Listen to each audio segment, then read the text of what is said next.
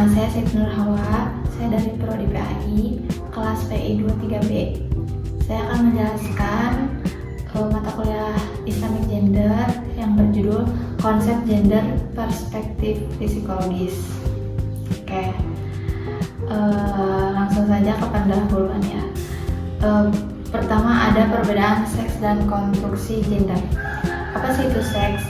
Seks itu merujuk pada karakteristik fisik, anatomi tubuh, susunan kromosom, serta fungsi hormonal biologis bawaan sejak lahir.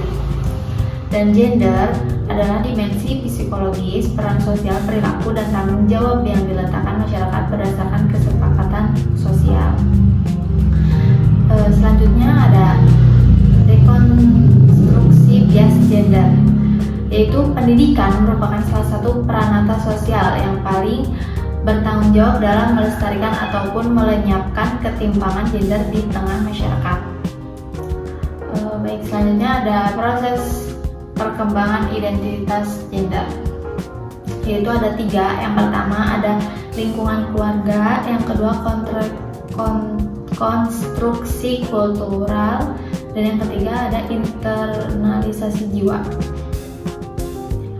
Selanjutnya ada pemikiran emansipatif Kartini.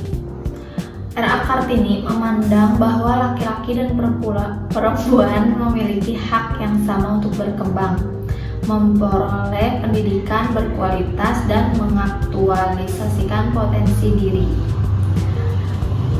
Selanjutnya ada kesetaraan kapasitas kepemimpinan. Secara psikologis, kemampuan kognitif, regulasi emosi, dan efikasi diri dalam memegang kepemimpinan ditentukan oleh kematangan personal dan akses pendidikan, bukan oleh jenis kelamin biologis. Jadi perempuan itu dipandang sebagai mitra sejajar yang memiliki kapasitas spiritual dan sosial yang utuh untuk berkontribusi di ranah publik demi Terus selanjutnya ada aktualisasi publik tanpa kehilangan fitrah, yaitu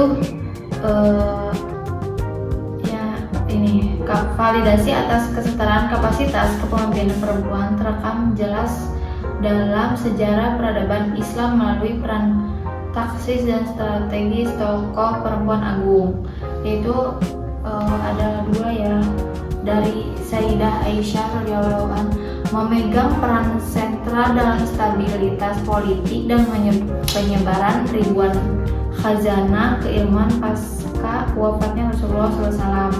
Dan yang kedua ada dari kepemimpinan para sultanah, yaitu menakodai dinasti-dinasti besar Islam dengan kecakapan intelektual, ketahanan mental, dan wibawa diplomasi publik yang tinggi.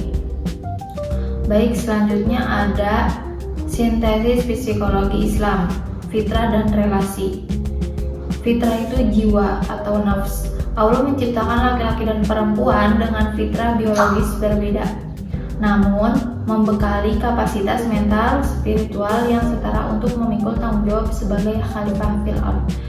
Yang kedua itu ada takamul atau saling melengkapi.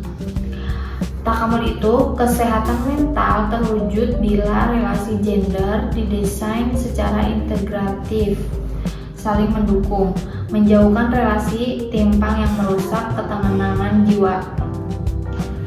Dan yang ketiga ada mubadalah atau kesalingan, yaitu prinsip hubungan timbal balik yang setara, menghormati hak otonomi masing-masing, dan memosisikan pasangan sebagai mitra berbuat kebajikan di kehidupan sosial.